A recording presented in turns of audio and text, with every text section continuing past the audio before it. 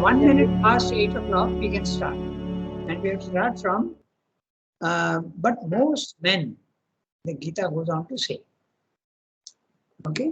We have to redo the para. Okay. So Yes, Sangata, we have to redo the para. Okay, so I'll read each sentence and we'll see if it is clear. But most men, the Gita goes on to say, desiring the fulfillment of their works, sacrifice to the gods, to various forms and personalities of the one Godhead, because the fulfillment, siddhi, that is born of works without knowledge, is very swift and easy in the human world. It belongs indeed to that world alone. So let me explain this. Okay, there are many implications in this. First, he has said that as men in the previous para, last sentence of the previous para, as men approach me, so I accept them to my love. Bhajami. Men follow in every way my path, O son of Pritha. So they follow your path, but the path at the highest level is pure. As it keeps coming down, that path in the lower levels becomes impure, and that also the men follow in the lower levels. So now what Gita is speaking about not the real sacrifice to the Supreme. Okay, because when Krishna is saying that as men approach me, okay, that is the third level, the Purushottama. Where the divine is personal as well as impersonal. So now he is saying, but most men, the Gita goes on to say, desiring the fulfillment of their works. Is it not true that all of us want success in the physical world? And when we want success in the physical world, some do it with their own effort, those who don't believe in God, or even if they believe in God, they feel that I will put in the right effort and I will succeed. That's not bad by itself, but there's a better way of doing that. Okay, so this is what he is saying. But there are some who pray to the divine. Okay, we discussed. I think we discussed that last time on some other class. I forget now. But when you want to be first in your class, you pray to God. Oh God, let my result be okay. You have given an examination and you want success there. You pray to God. Okay, and when you are it was yesterday in synthesis that we were doing this. There are 4 ways that the normal man approaches God. Not normal man, men in general. The first is Artha, the one who is suffering. So he asks for help from the divine. Okay.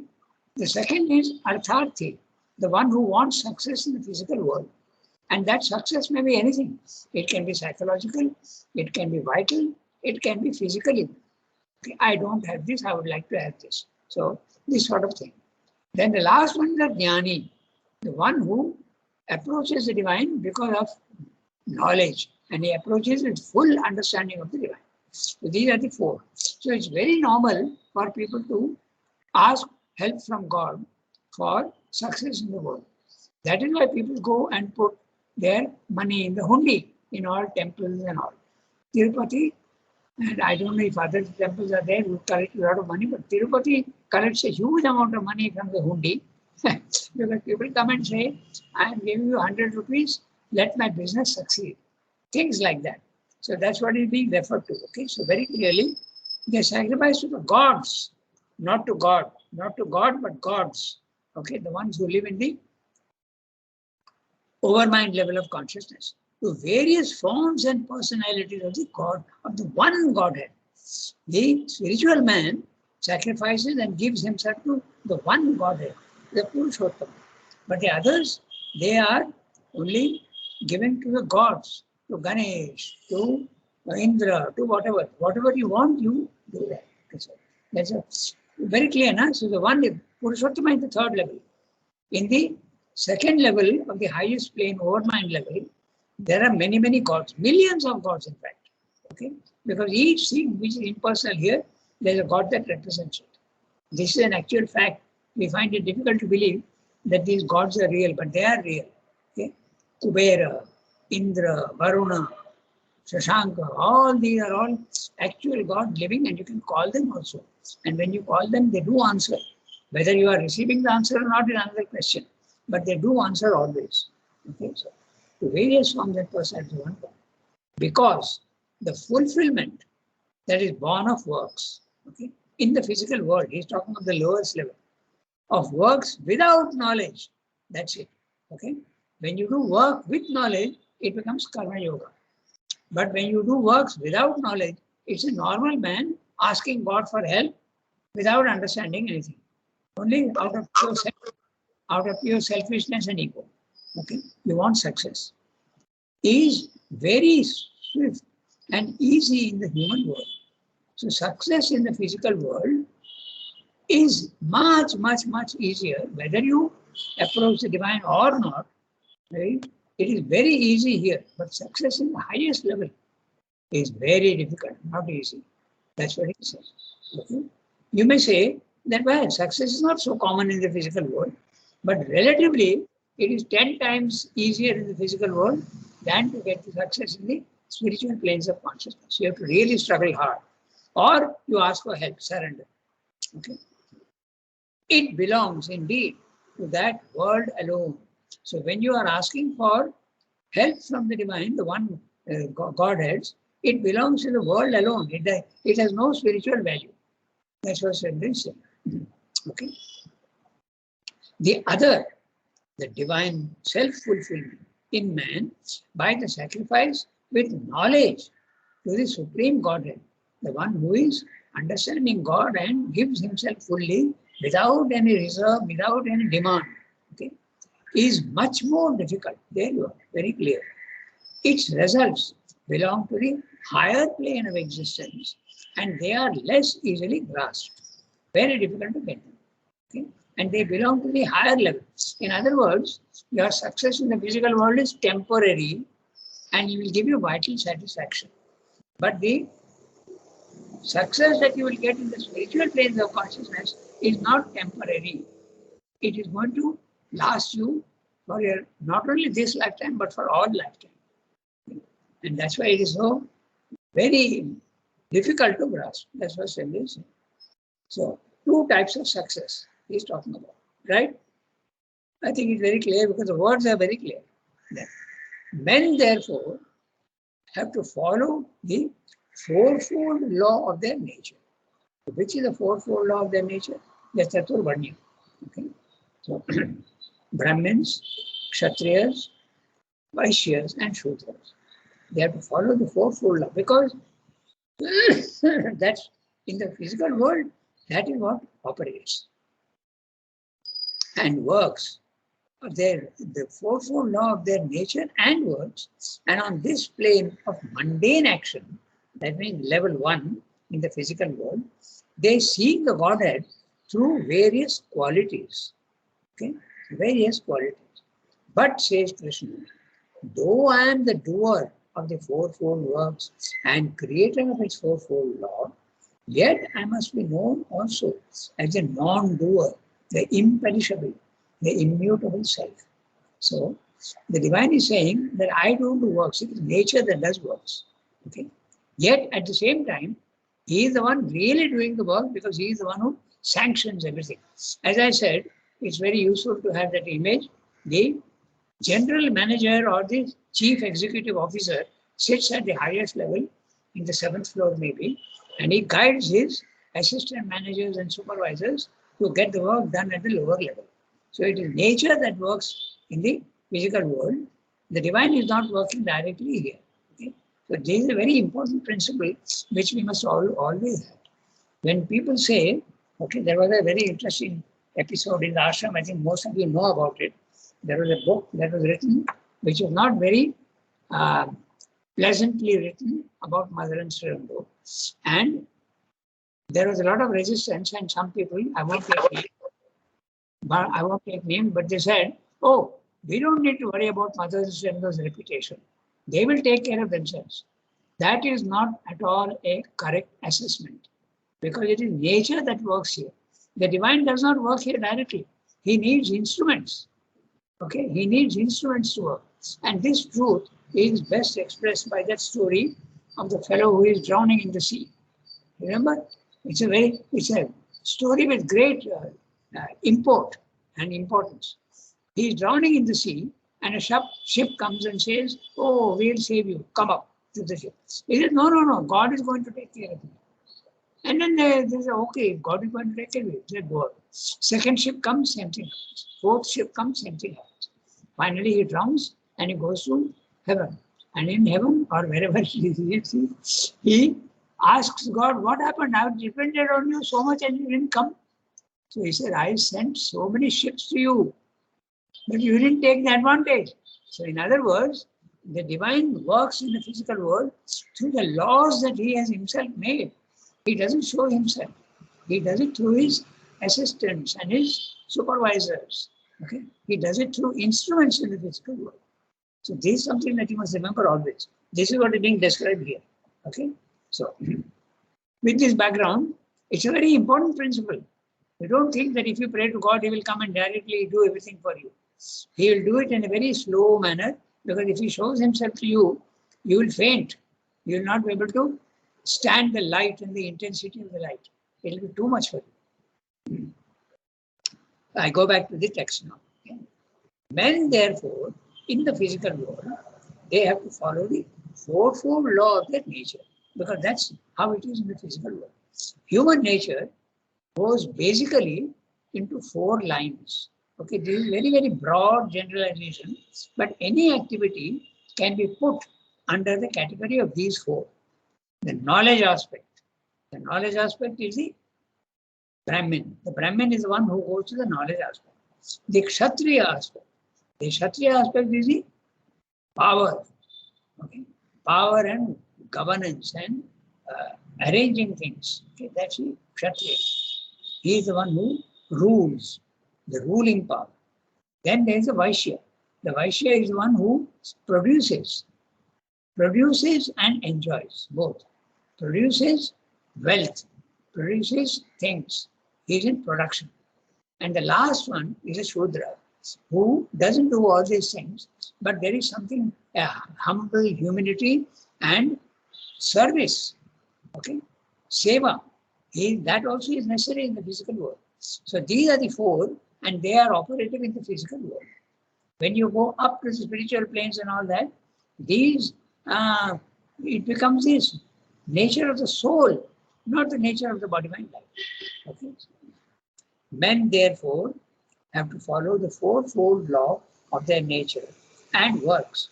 And on this plane of mundane action, they seek the Godhead through his various qualities. But, says Krishna, though I am the doer of the fourfold works and creator of the fourfold law, yet I must be known also as the non-doer, the imperishable, the immutable self. This is a big experience that you have when you go to the spiritual planes of consciousness, okay? The Brahman consciousness. Either you see the physical world as unreal, but you are in absolute peace and silence and immutability. Or if you are lucky and you have the cosmic consciousness, the world is not unreal, and you can take part in the physical world along with the consciousness of the peace and calm and quiet, silence. Okay, so it depends on you. So this is what Sandra is saying. So the first experience of the spiritual plane is that there is work is being done here by nature. You are not doing anything. You are not the doer. Nature is the doer. Okay? This is a very important principle you must keep in mind. Then he's saying, though I am the doer of the fourfold works and the creator of the law, ultimately I am responsible, he says. Yet I must be known also by the non-doer, the imperishable, the immutable self. So the non-doer, imperishable and immutable self, very clearly the Brahman consciousness. And how will you describe that consciousness? Immutable, featureless, infinite, eternal, and without any movement at all. Absolutely immutable. It's a silence of action. No action at all. Okay? So then he is quoting. This is from verse 14 of the chapter. Okay? He's saying, works affect me not, nor have I desire for the fruit of works. Although I do works, the law of causality, the law of karma does not affect me because I am seated above in the higher planes of consciousness. And that's exactly what happens also to the yogi. When he goes into the Brahman consciousness, if he is doing any work in the physical world, it will not affect his soul, but it will affect the body-mind life. Okay? That is the reason why even avatars who have a divine consciousness, okay, suffer the laws of the physical world. Okay? Ramakrishna and Raman Maharshi, they had cancer at the physical level. Not that it bothers them, but the law of the physical world operates even on them. It will stop operating when the supramental grace comes. But as of now, the lower laws do operate. Okay? It is nature that does all these things, and you are subject to them. But your consciousness is seated high. And whatever works are going on in the physical world you are doing, your soul will not be affected. You are free. You is the soul. But you as body, mind, life will undergo the law of nature. Okay? That's what he's saying. Okay? So then, works affect me not, nor have I desire for the fruit of works. For God is impersonal, beyond this egoistic personality, and the strife of the modes of nature, three gunas. Okay? And as the Purushottama also, the impersonal personality, he possesses the supreme freedom, even in works. So now let's get this very clear. Level 1, level 2, level 3. Level 1, you are in ignorance and the law of causality, karma. It operates. Whatever you do will have its effect and you will grow by the law of karma. Whatever you do today will affect you tomorrow. Slowly, through this process, you will come to know your real being through many, many lives. But the yogi who goes to the spiritual plane of consciousness, now his soul is free. He is not going to suffer the laws of the physical world. Law of karma will not operate for him, but it will operate at the physical level. You go to the third level, and your works also in the physical world will now be divine. So there will be no law of causality and karma operating on you if you are a supramental being. Okay? So the three levels. It's very clear now. This is what is going to happen. Okay? Now, what is the third level? So I'm describing very clearly here. For God is the impersonal, beyond this egoistic personality. Very clearly, this is level 2, the spiritual planes of consciousness. You are in the impersonal. You don't get the personal normally in the higher planes of spiritual consciousness, higher mind, element mind, intuitive mind, over mind. Okay, you don't see the personality of the divine. You see the impersonality of the divine. Okay? Only. That's why there is not so much of power. Power is there, but not too much to change your destiny, your fate, and the imperfection of the physical world you can't do. But when you go to the third level, okay, you have the personal aspect as well as the impersonal aspect. That's why Shabda is using the word impersonal personality.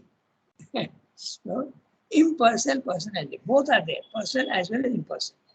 Mind you, the bhakta gets the personal aspect of the divine at the lower levels, not at the supramental level. So he may not even experience the impersonality at all, a bhakta. But he sees the divine within himself and he will enjoy that intimacy and love, intense ecstasy. But there is no knowledge. Okay? There may be knowledge a little bit, but not full knowledge.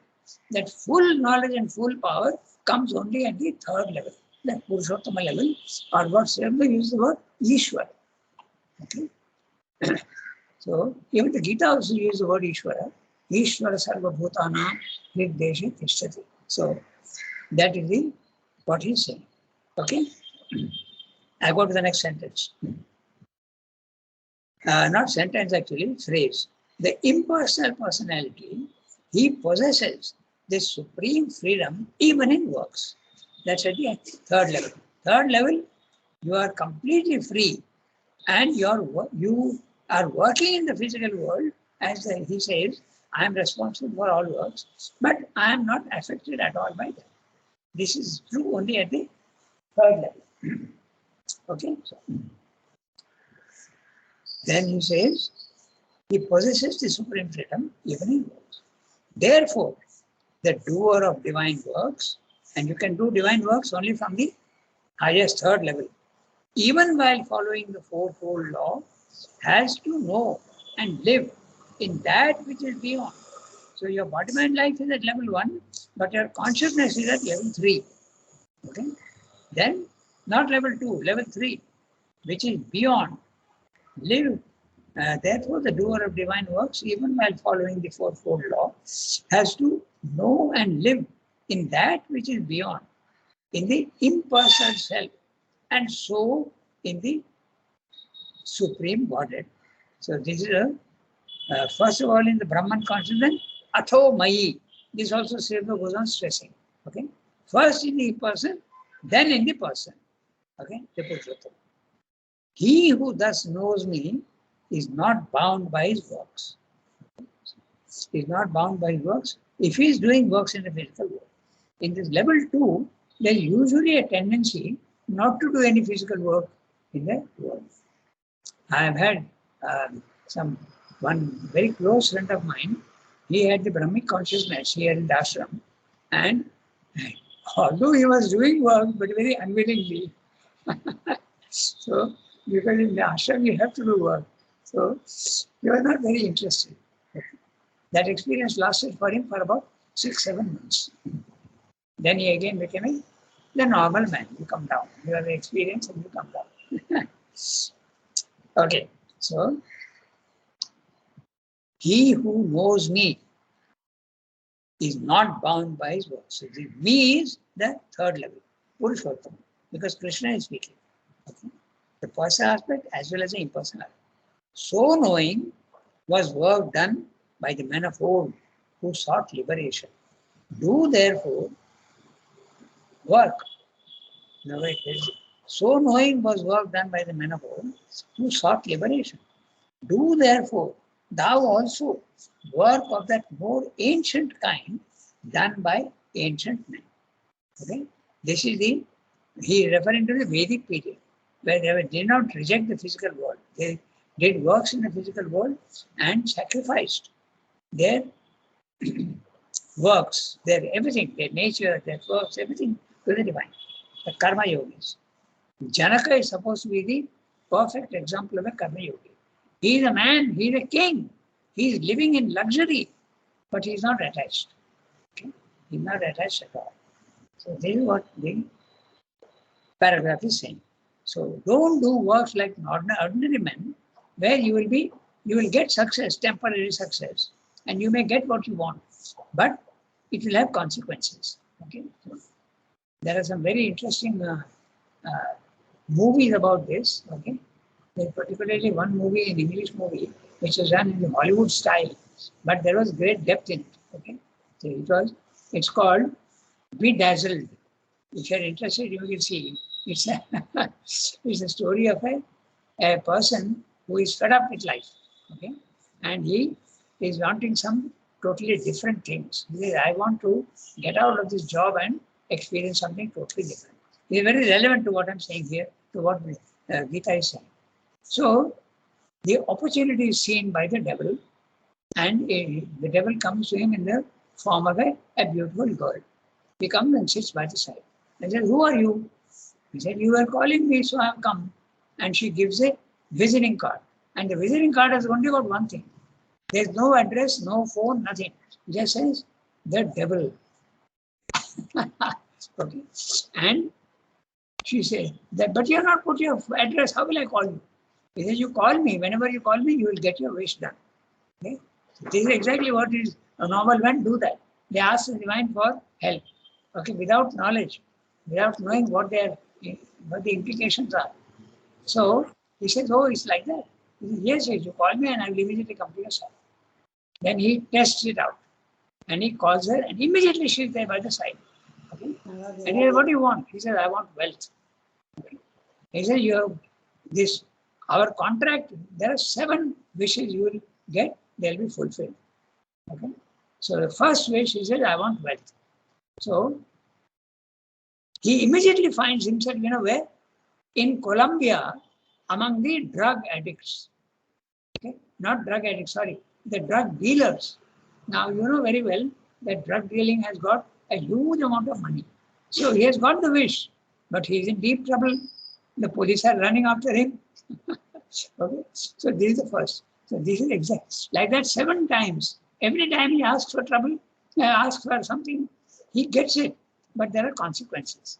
And last one, he says, I want to get rid of this contract with you. And that also becomes a fact.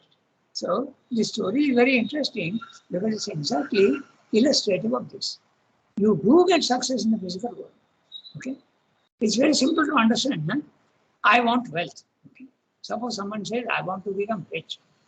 You will become rich if you put in the right effort or even the house. You will become rich. But what are the consequences? People will come to you for donations, harass you for donations. The thieves will be coming. The tax collectors will be coming. Your life will be one miserable, long existence. So this is what is there, a consequence. But if you go to the 3rd level and not ask for anything, but only ask for it, you have the power to do anything in the physical world, and there will be no consequences to your actions. So, so this is the very, very practical. The Gita is not simple theory, huh? By the way, it's really the greatest guidance you can get in the world for spiritual life is in the Gita. Okay, we go to the next one. We have 7:20. We have got 12 minutes. We can read the next one. The second portion of these passages. Somebody has to read. Who will read? I can read. Okay, Tarika, go ahead. You're still in Nainital? No, came back to Pondicherry. I say you have come back to Pondicherry. Okay. So, read the second portion.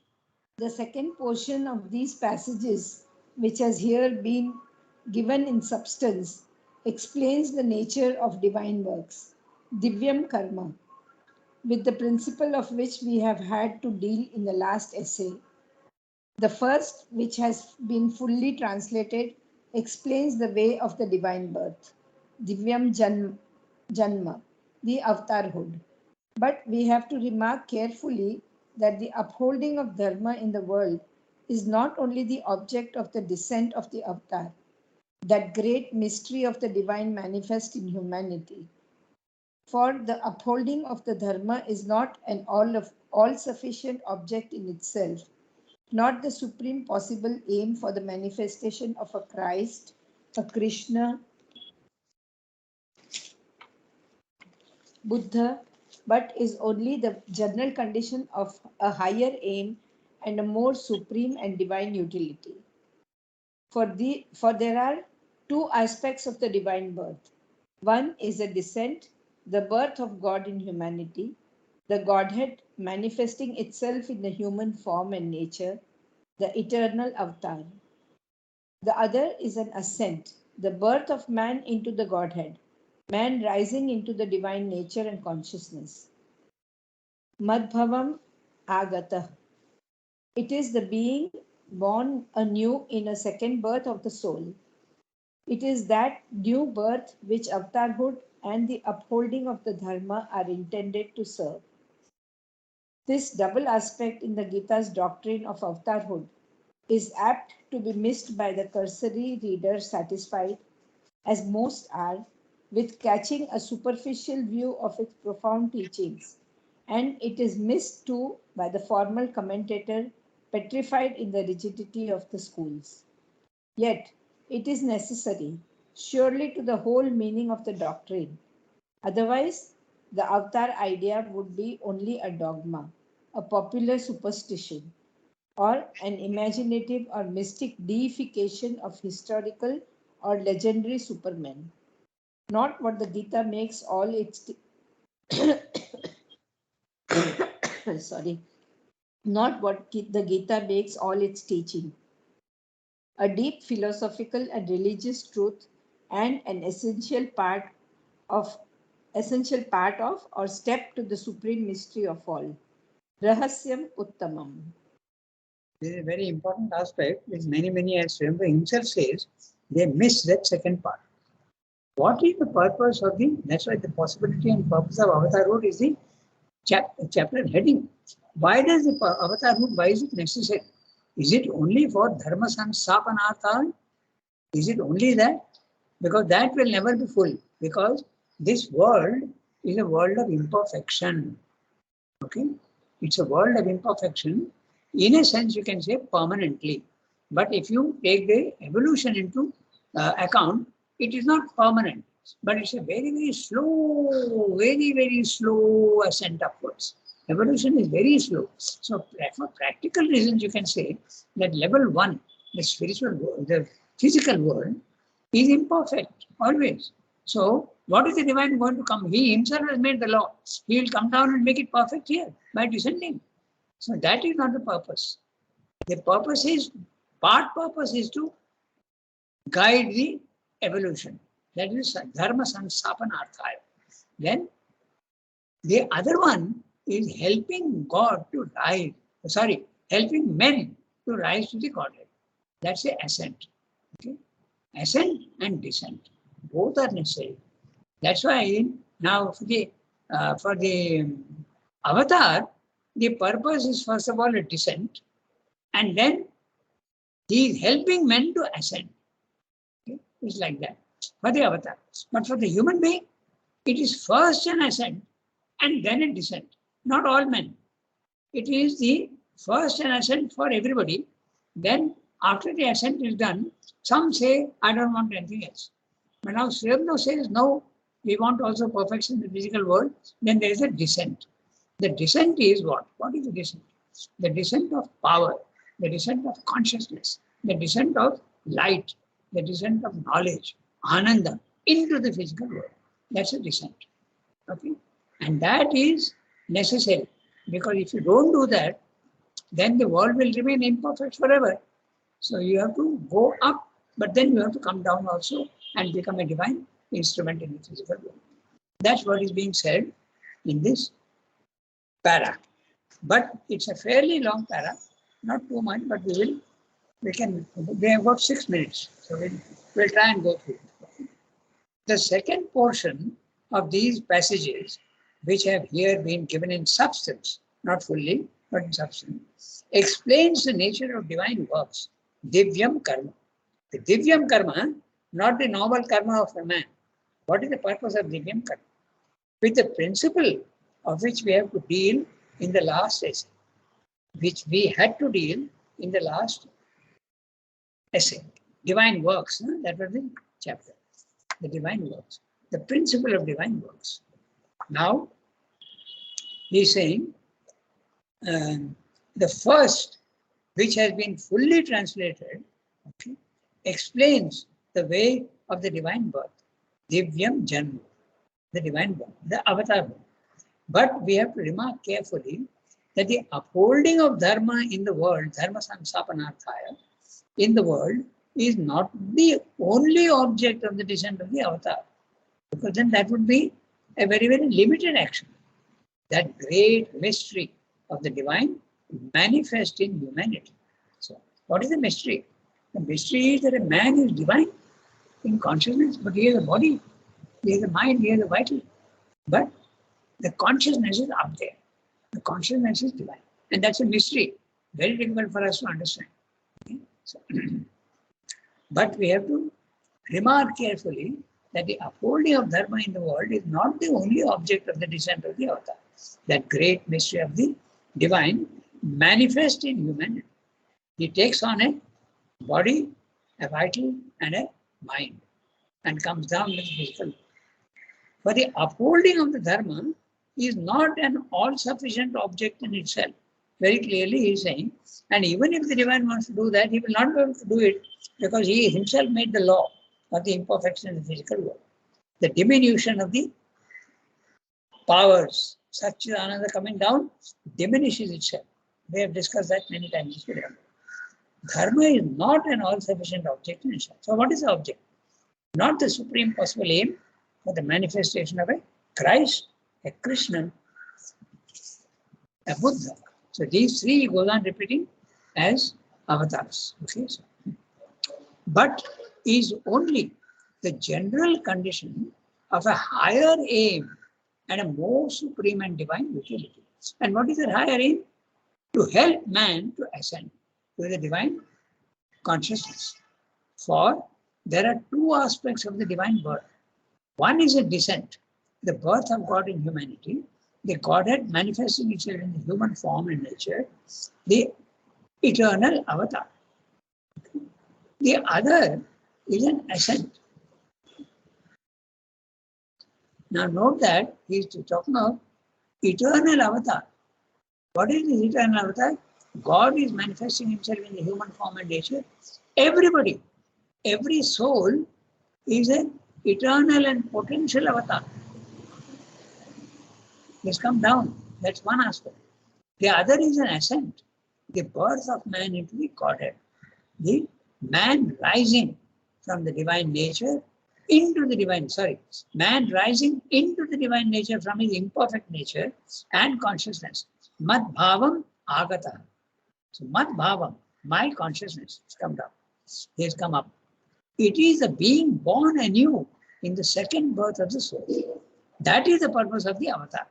He comes down and shows you that this is the way. Okay? It is a new birth which avatarhood and the upholding of the dharma are intended to serve. Without that ascent of man, without the help to the aspirants to rise to the purpose of avatar would be very limited. So very sad. Okay? It is this new birth which avatarhood and the upholding of the dharma are intended to serve. This double aspect of the Gita's doctrine of avatarhood is apt to be missed by the cursory reader, satisfied as most are with catching a superficial view of the profound teachings.